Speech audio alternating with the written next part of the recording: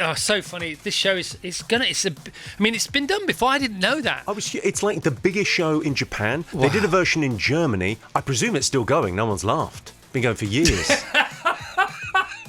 What's the old line? Where would we be without a sense of humour? Germany.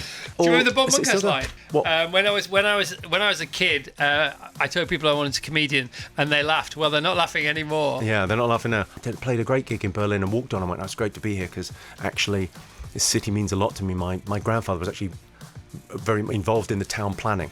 Well, I say that he flew over a couple of times. Oh my God! They've got a great sense of humour, the Germans, of course. Yeah.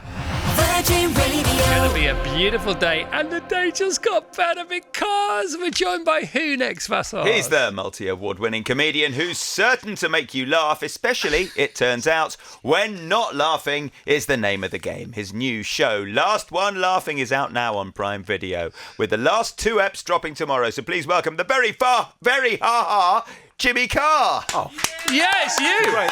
He was talking about you. He's talking about you. Wondered who it was. Well, I was wondering because he doesn't use that voice when he's not on the radio. He just turns that on. I know, he's very good at it. It is really good, He yeah. is very. He's great to see you. Great to be here. Last One Laughing UK. It's the funniest thing I've ever seen. And I was talking about it to the team, and they agree. And it's different because there aren't that many laughs. Now, don't take that the wrong way, please, Jimmy. No, but the laughs are huge, they're big, they're deep, they're unrecoverable from, or they were in my living room yesterday in the afternoon, in daylight hours, as I binged this blimmin' programme and then made me late for everything.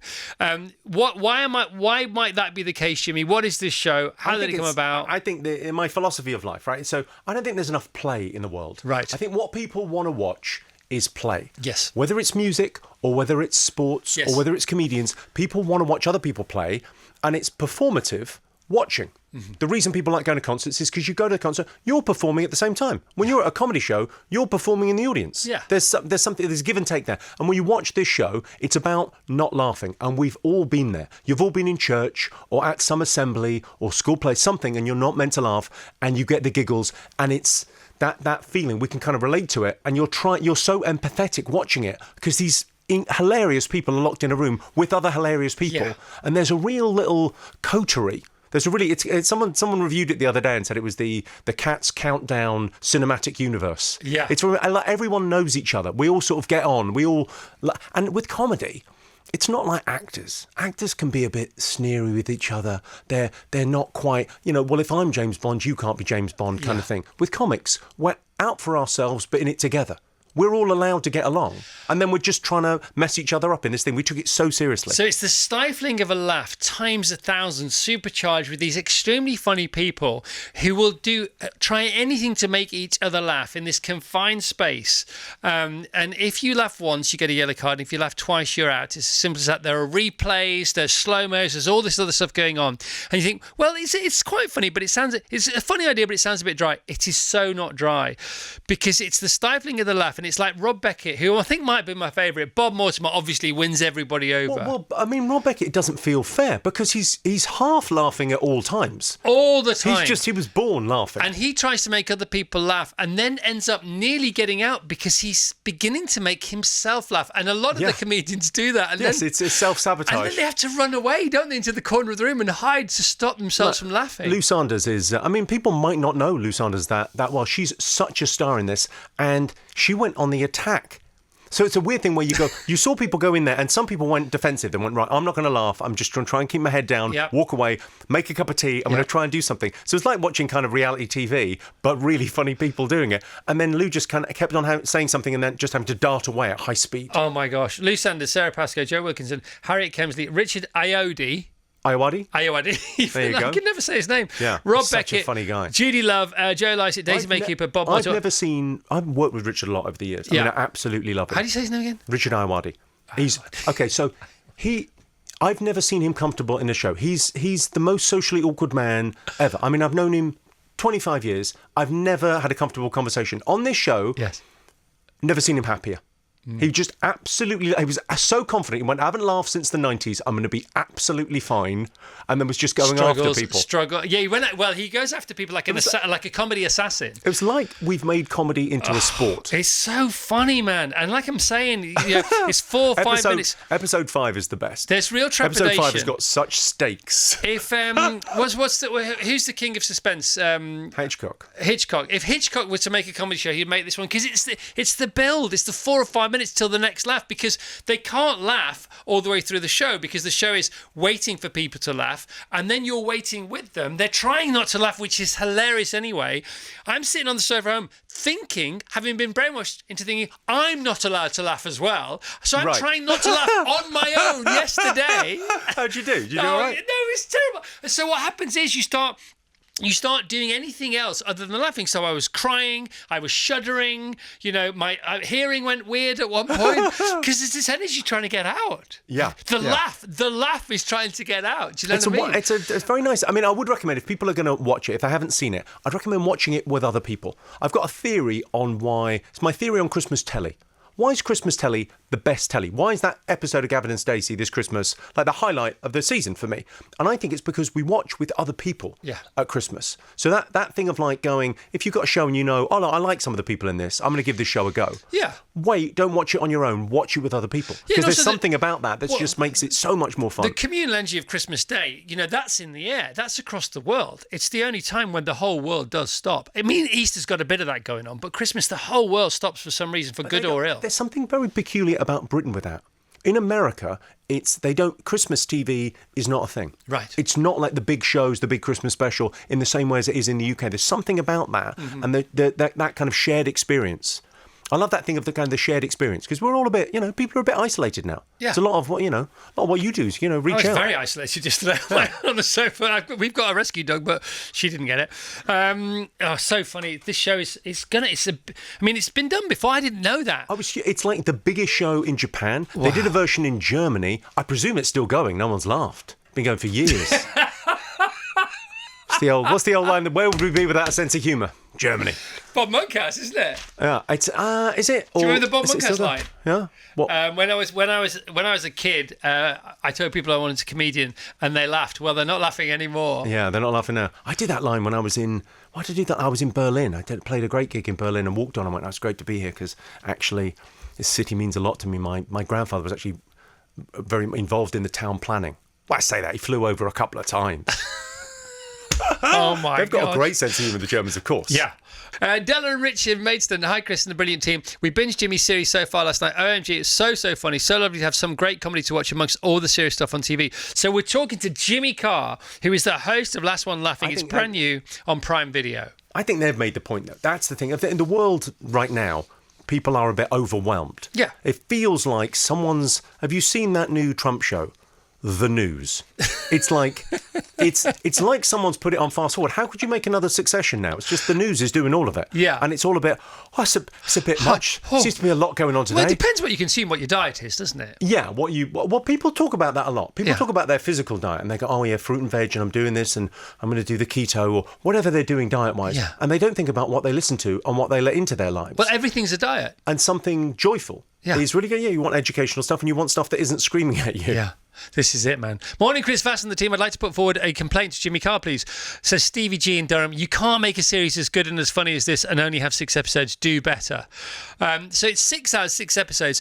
The contestants, who are the most famous comedians in the UK, pitch up, and they have got a carry-on bag. So it's a bit Big Brothery. Yeah, do they need the carry-on bag? Well, they do, because they brought in their props for their act. So right. In the other shows, kind of in the Japanese version is insane, by the way. You can see it on Amazon. The Japanese version, they are all naked within 7 minutes. It's crazy. Totally naked. Yeah, just running around the first season of it, which was like 15 years ago. It's a crazy show out there. But it's, Japanese TV has really influenced our TV. There were shows like Takeshi's Castle and it's kind of mad TV landscape over there. It's brilliant. But in the UK, we kind of went, well, why don't we produce it up a bit and let people do turns? So it's not like reality TV. And also that's very us as well. Yeah. Do your talent show, end of the pier, give it a go, give it a gag. Yeah, we'll do something. Yeah. But it was really great there, watching people do a 5 minute, watching Joe Wilkinson do sort of a 5 minute talk on the Royal National Lifeboat. RNLI, that was so funny, man. And then to nothing. Don't say what happens, because that's funny anyway. Yeah. And then something happens. It's kind of great. It's brilliant. So have you watched the Graham Norton version? Yeah, the Irish version. Yeah, I watched the Irish version. How long has the that Canadian. been going for? That was just, they did one season of that last year. Right. They've done a Canadian version. It's in I think 30 countries. It's one of the biggest shows in the world. So they came to me. I was already aware of it. I was aware of the Japanese version. Right. And then kind of going, well, this is it's a slam dunk, because the talent pool in the UK. It's only really, I suppose, America's competition, but you go in terms of the depth and the breadth of comedy that we have here. Yeah. Even on, this show, there's 10 comics. You go, so many different sort of styles. They're all different. Yeah. They have a shared sense of humour, but their own humour content is very original and completely different. I mean, Rob Beckett couldn't be more different to Bob Mortimer, couldn't be more different to Sarah Pascoe. I mean, having Bob Mortimer on the show as well, it's like for anyone kind of my generation, that you kind of look to him. He's like a Vic god. and Bob. Yeah. Yeah. It's an incredible thing. Yeah, and the stuff he gets up to, it's perfectly obscure. It's perfectly off piece. It's just what you want from him. Yeah, isn't it? Because you can't. Can you put yourself in Bob Mortimer's head and come up with that stuff? No, he's always. It's not even the it's thing. Magic. Yeah, he's so good. Shh, it's magic. I think the trick is he's really doing his best. It's the best ever. So you were pitched show, you've seen the show, and it's such a simple idea, isn't it? And it's one of those shows that doesn't write itself, but it's self-generating. Once you nail it, the first season, you go, well, let's just do this again. You well, don't immediately when we were doing it, I was going, well, who would be great in the second season? Yeah. There's so many great people. And because it's Amazon, I mean, they've got a budget, so you can get the decent people on, and that will come back. They'll benefit from that on the other side of it, won't they? On the long tail of it. Yeah, you would think. I mean, I think that thing about, I don't know whether you'd make rules. I mean, hopefully we'll go again and make more of this, but I don't think you would make rules where you go, oh, you can't go in it twice. Because I think it's the different mix of people that's going to be the thing. Yeah. It's kind of like a dinner party. And also, where it's one of those things where people are going to want to go back and have another go. Yeah. And do you remember the first ever season of Big Brother? Oh, I remember it well. Yeah, so and it was in there and people didn't realise what they were signing up for necessarily, and then we all watched it, and then immediately the second season was completely different from the first. Yeah, the first one was like the Stanford experiment. It was a real proper, wow, this is like social studies. And then the second one was nearly as good, and then the third one was nowhere near as good, but popular for different reasons. Do you think people will gameplay this? Do you think people will practice not laughing? Because no, because I think we'll be able to kind of load the dice and have more surprises happen and more strange things happen in it. So it's really grown as a show in other territories. But you're spotting, aren't you, in real time? Yeah. Because you're in the control room watching all this going on. You're spotting potential future cheats where, like at Formula One, there might have to be rule changes for next season because we changed the rules because in other territories around the world, a smile is enough. Smile is enough. But we went, no, we can get laughs. We'll get proper laughs. And Amazon were going, well, yeah, but what if there's no laughs? But what if we just sat there? People are eating stuff to stop themselves laughing. That's a cheat in my book. Well, Joe Wilkinson's got a beard. Yeah. A beard is a cheat. Yeah. A beard is so sunglasses for your face. For future episodes. Yeah. Future series. You could have a beard-only season. Yeah. Or a shaved-only season. I don't know. You could maybe they'd have to shave things. I don't know. Whatever. I think we should do a Halloween special where it's just screaming. Oh my gosh, it's so good, Jimmy. I'm really glad you like it because I always thought that thing about you. You're very good on TV formats. Yeah. That thing of like you've done a couple over the years that have just had that little bit of the secret sauce. Well, you said to me when you came in, you said this would make 5 minutes on TFI Friday. It's the other way around in many ways. Mr. Beast, he does it. Mr. Beast takes big formats and he does squash them into 5-minute episodes. Have you seen Beast Games? Yeah. What did you think of Beast Games? Yeah, it's really exciting. I think it's a really interesting thing where everyone on social media is trying to get on TV and everyone on TV is trying to get on social media. Yeah. A very odd thing going on. And now people who've been in the Beast Games, because there were 1,000 entrants, weren't there, initially, and somebody ended up winning $10 million. Everybody's been in it has their own YouTube channel based on the fact they were in it. And that's just the story of their YouTube channel. Yeah. It's kind of crazy, isn't it? It is completely crazy. Yeah. Well, this has got a little bit of reality TV in it, of like, in terms of going, I think there's a few rude bits in it, but it's a bit like Cat's Countdown in terms of you can watch it with the family. Yeah. I think it's not like my stand-up. It's not like edgy. It's a really fun watch. And you can kind of play along at home. And there's not enough of that being made, And some people really. go very low very quickly, don't they, humour-wise? Oh, yeah.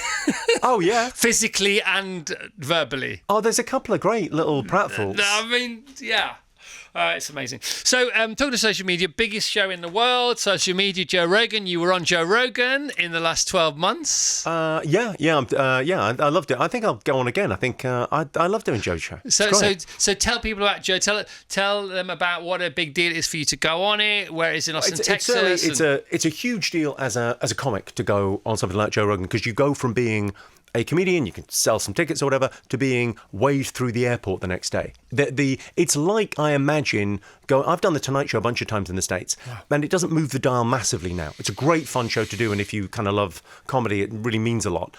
But in terms of like moving the dial, it doesn't change much. But if you go on Joe's show, it's like the next day you're sort of famous in America.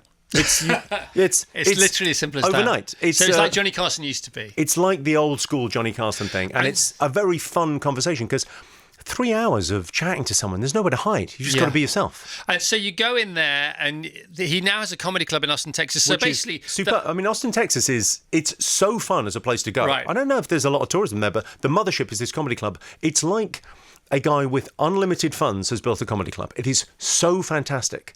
It's like Louis C.K. went in there about 2 weeks before it opened with Joe. Went in, had a look around, and went, ceiling's too high. And Joe went, he's right. The ceiling's too high. So the whole thing came out, got rebuilt, got exactly the right... He's Joe Rogan. Yeah, it's just fabulous. Yeah, it's perfect. And so the whole comedy scene used to be in, well, it's New York, but obviously Los Angeles as well. And there's a very famous place there called the Comedy Store, and then that closed down because of COVID. Was it a COVID thing? I know, Comedy Store's still open. Comedy Store's still open, but the regulations in Los Angeles were so stringent. Right. And Joe is very live free or die, so he went to Austin, and it was you could just live your life in Austin. Right. So during COVID, so he kind of moved there, and then a couple of other people live there. But there's a guy called Ron White that was already living there. Now, Ron White's he's got a Netflix special, older American comic, very admired. He was already sort of living there. So there was already a bit of a scene. Ron the Don White, they call him, don't they? He's just superb. And so Joe's got this comedy club, but he's going to open another comedy club. Have you played the Mothership then? Yeah. Wow. Yeah, I went down there. It's fantastic. There's a great little scene as well, and there's loads of great new comics. Yeah. I mean, we're very lucky in London. We've got a lot of that going on. Yeah. There's a lot of great little clubs. There's a lot of people coming through that are fantastic. So it's a great thing of like, you want to go and see people in the arenas or whatever, your O2s and your big rooms. That's great fun. Come see me. Yeah, come see me. I'm playing arenas. Great. But the local club is where you go and you discover the new band. Yeah. And comedy's quite a small world. It's easy to do.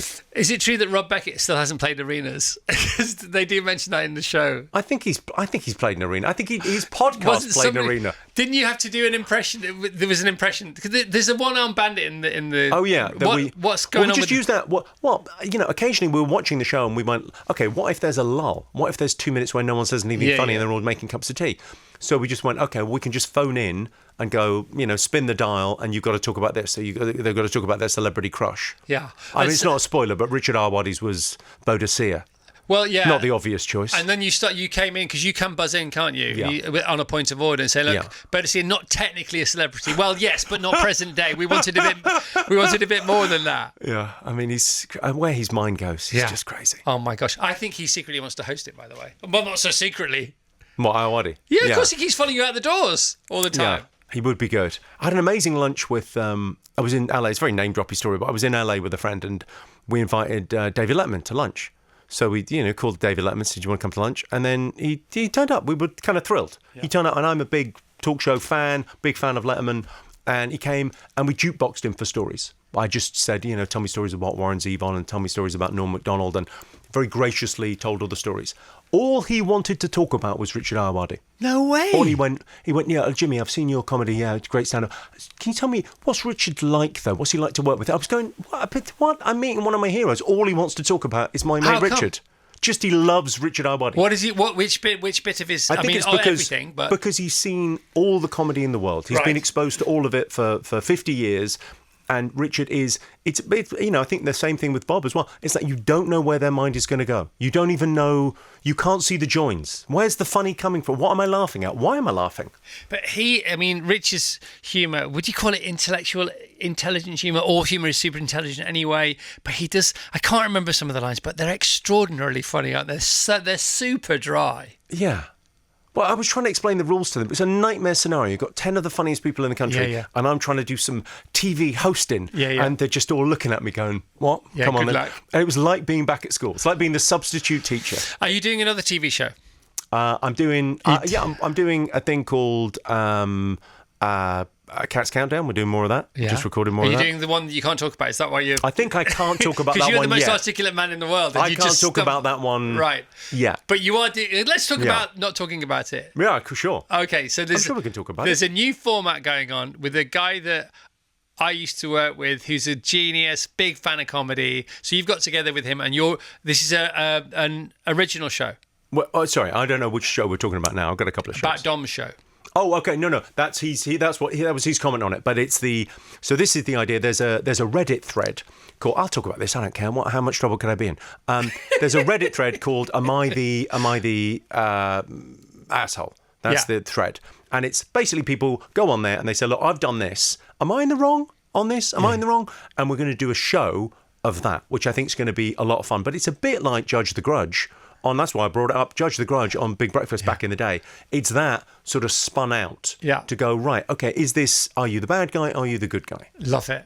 It's going to be. I think that's going to be a lot of fun. So we're going to. I think we'll go on social media and ask people for contributions. And as far as because you are a considered human being for all the right reasons. And you said then before, you said, well, I think I'll go on Joe again. And that sounds to me like you have a plan because you'll be over there and you got this TV show going on and you're doing this press about this TV show and you went out for dinner with some friends last night and then you're talking about this other TV show. It all seems to be extraordinarily organised. And I was talking to our mutual friend Mark Wogan at the weekend. Oh, love Mark. And he was talking about various things to do with you and about how considered you are.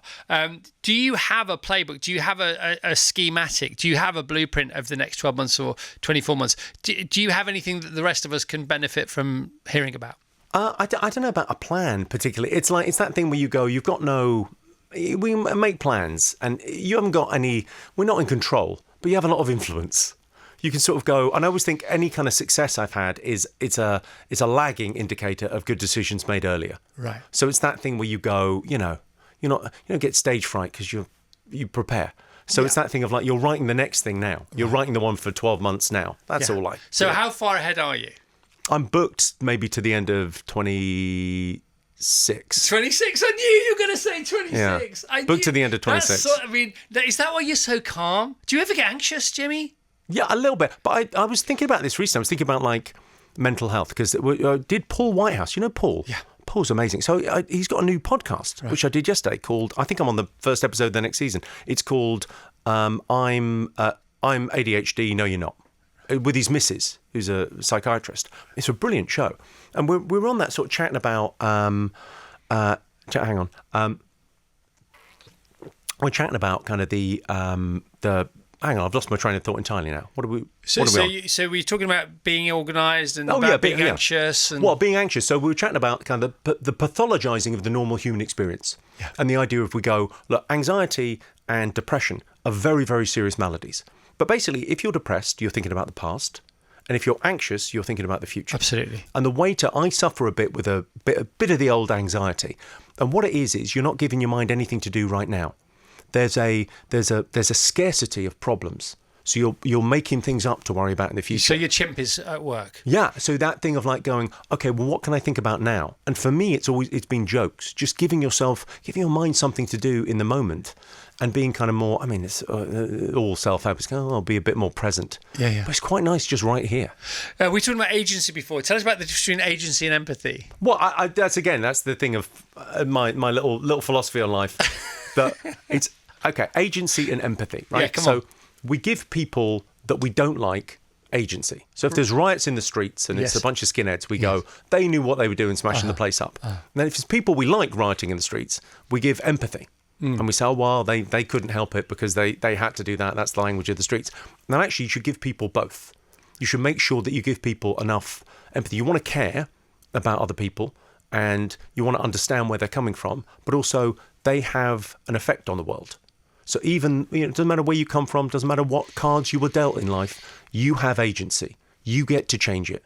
you have a little bit of, you're not the master of your own destiny, but you get to move the pieces a bit. Yeah, so a different interpretation of that with a similar message would be, does life happen to you or do you happen to life? You know, and there's that great dilemma is if you woke up in a jail in the middle of nowhere. Well, do you know the guy George Mack? Yes, I do know George Mack. So George Mack's a friend of mine. He's a brilliant writer, and he spent the last 7 months writing an essay, and it's called High Agency. And there's a website now called High Agency. He got the whole of Times Square the other day, by the way, said George Mack, High Agency, and he didn't spend a penny on it. He just got it through asking, through having a bit of chutzpah, through bothering. And it's a brilliant essay, and it's just about this idea. If you were in a third world jail right now, you're on the floor, you've got one phone call. Who do you phone? That's your most high agency friend. Some people, life happens to them. Some people, they make things happen. And listen, it feels a bit lacking in empathy because people might be listening to this going, well, it's easy for you to say. Easy to make things happen when you're on the TV and when you're, a successful comedian. But that attitude in life of going, I'm going to make stuff happen. Yeah, so it's him I'm talking about. Oh, George Mack is he's a brilliant writer. Have you heard what he says about his brilliant example of agency in the travel business? So somebody, because agency is taking responsibility as well. Yeah. That's another interpretation of it. And his favourite example, have you heard this one? No, go on. Okay, so high agency, so excited to tell you this. Yeah. There's high agency on the left and low agency on the right in the travel industry. Okay. High agency is the SpaceX rocket coming back down, reversing and being caught by those amazing chopsticks. Incredible. That's high agency. Sure. That's Elon Musk and SpaceX saying, we can do this. That's high agency. Low agency is Northern Rail at a public hearing last year trying to explain why they still communicate via fax. Yeah. Yeah. And then being challenged by it, and somebody I can't remember who it was, somebody saying, don't you think, though, that you might want to revisit that form of communication now? And they said, yes, we may want to, and we might revisit thinking about changing it. Yeah. And so, and this is it's the same industry. It's the travel industry. So we have facts. I really recommend this essay to everyone. It's the other analogy he gives is he says a guy on a desert island, and there's one guy on the beach, low agency, and he's got the wood, and he's spelt help on the beach. Yes. And the other guy has built a raft. Of course. And you go, yeah, that's it. Like, who's in charge of this? Who's running this ship? Who's running this show? So we can all always do something. What's that great quote? Don't do nothing. Don't make the mistake of doing nothing just because you could only do a little. Yeah, and then there's the other one which I can't say on the radio, but there's this one, isn't there? Hang on a second. There's a lot of secrets on the radio today. No, I like it. This is the difference, and it's the same thing. There's that one, isn't there? Yeah. Nice. Nice. Which I think can be picked up on the cameras. But anyway, it's out there. Jimmy, what else can we say about this amazing show? Well, I think episode 5 is so Amazon. Are they the ones we can't cleverly, watch? No, the last 2 episodes drop on Thursday this week. So we can watch 4. 4. You can watch 4 in a row. I've watched 3. Yeah, and then I think episode 5, and then episode 6. The stakes get bizarrely high. Yeah, it's amazing how you kind of buy into this and go. By the end of it, you go, well, I need to see who wins this. Yeah. It does have that slight bit of sport to it, which is nice. I always like that. Has the US made a version yet? The US has not made a version yet. Because what's going to go on there? That's going to be the super version, isn't it? Yeah. Could you put your hand in the ring to host that? They'd love you over there. I mean, they love you over there anyway. I think that their talent pool is so extraordinary. I know, but you being the quintessential Brit in the middle of it all, they'd love a bit of that as well, wouldn't they? I would love a bit of that. As the ringmaster, I don't think they would take a. Have you even thought about pitching yourself for that? I don't think there's any pitching to be done. I think it's that thing of like they're very strict on, because actually there's a lot of comedians from around the world. I mean, London is such a mecca for comedy. Yeah.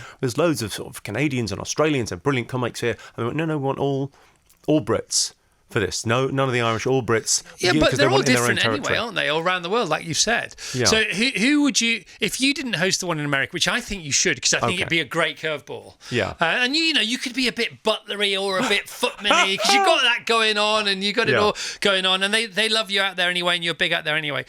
Who would you say should host it if it's not you? I mean, I tell you, I think it'd be incredible in there. Stephen Wright. Remember Stephen Wright? He'd be great in there. He'd be Yeah. their Bob Mortimer in a way. Yeah. But who would be a great host for Last One Laughing USA? I would say James Corden, because James is a big deal in the States. Oh, yeah, he would do very, very well at that, and he's got a great laugh. Jimmy Fallon would do very well because Jimmy would be the worst at playing it, Right? Because he laughs at everything. Yeah. Great host. Yeah. Great host. What you want? Well, it's a brilliant show. It's a brilliant show. I'm really glad you like it. It really means a lot. No, I don't like it. I love it. We all love it, don't we? We love it. I've never laughed so much at a TV show. I think it might be the. Yeah, it's the right thing. The right thing for right now. Or let me say this: I've never laughed as profoundly. I've had more laughs in half an hour, but I've not had better laughs in half an hour. Yeah, it's a and lovely, I'll take better laughs over more laughs. It's a lovely thing, a laugh as well. It's a real. I always think of myself as a drug dealer. I always think I am dealing in two very powerful drugs. It's dopamine and serotonin. Yeah. When you laugh, that thing of like it's the surprise. Yeah. Is the dopamine. You don't quite know when the laugh is coming. Yeah. And then that serotonin, that nice feeling. You go, well, that's it. That's heroin and cocaine. I'm dealing with the best drugs in the world, and I'm travelling today. I'll be on the Eurostar. They'll never be able to stop me. They can search me as much as they want. I've got nothing on me. You're carrying the drugs on you that you need. You're our latest JC. So Jimmy Carr, our latest JC. You know that J and C are the two most common initials for the Christian name and a surname of a famous person. I was out last night with Jeremy Clarkson. I was thinking Jeremy only this. Clarkson. Yeah. Okay, give us some more. You're not allowed to go off the air until we come up with 10 between us. Okay, James Corden. Jesus Christ. Big celeb. Yeah. Big celeb. High agency individual. Took responsibility for the sins of the world. That doesn't get high agency than that. I think that's what the story might host. be. Yeah. Go on. So okay. James Corden, Jeremy Clarkson, Jesus Christ. Jeremy Corbyn. Jeremy Corbyn. Yeah. Julie Christie. Jamie Lee Curtis. James Coburn. James Caan. Oh my God, he's good at this. I just want to start practicing last night. This is... It's pathetic, isn't it? Jane Cheeseman. Huge. Okay, let's do a few more. Come on. I can't... now I'm... Come on. Johnny Carson. Johnny who? Johnny Carson? Johnny Cash. Johnny Cash. We should play this between us. If you Johnny could have Cash. Joan Collins. Joan Collins. James Cameron. Come on. So many. Yes. So John many. The Cusack. JC. This is great. It's great. I can buy the second-hand There must be monogram more stuff is going to Jimmys. be easy to get. Who? Jim Carrey. Oh my! I met Jim Carrey in Montreal. How was that? He was extraordinary. So he was there. I always think like the question you should ask comedians. I love Jim Carrey. Is which of your parents was sick? Yeah. All comedians have this ability to change the mood in a room, and that tends to be a pathology that becomes a career. So you've got this thing from childhood where you're able to, my mother was a bit depressed, so I was able to kind of change the thing in the room. So he's giving this talk, he gets this Lifetime Achievement Award, and he's talking about his mother on stage, and he just goes on, he goes, I just want to be serious. He's like really seriously into meditation and stuff. He goes on stage, and the funny he gets on stage and he tries to talk about it seriously, and it's almost like a problem for him. Alien trying to get out. He just eviscerated the room for 20 minutes just off the top of his head. He's so funny. Yeah. Such a great guy. You're a great guy. Yeah, all you ever do is give. You've been so generous to us, helping thanks us so out with much our for various having me. events and charities and things like that. This is the funniest show I've ever seen. It is, honestly. Jacques Cousteau. Jacques Cousteau. The Life Aquatic. Come on. Just what you were talking there, but in the background you go, come JC. Come on, let's do some more. We got 9 seconds. Okay. Come on. John Cleese. John Cleese, huge. Yeah. John Cleese. Jackie Chan. Is John Cleese, is he the best comedy movie of all time, Life of Brian? Yeah. Best sketch show of all time, most influential, The Pythons, and best sitcom of all time? Fawlty Towers. Yeah, of course. I mean, he's got the three. He's got the triumvirate. What a man. Okay, and funniest man ever to be hung upside down from a building closest to here in Fish Called Wonder. Yeah. Just there. Of course. Thank you. Let's hear it for Jimmy Carr, please. The one and only JC in the building today. All right. Come on. Where were they? Where were they the whole time?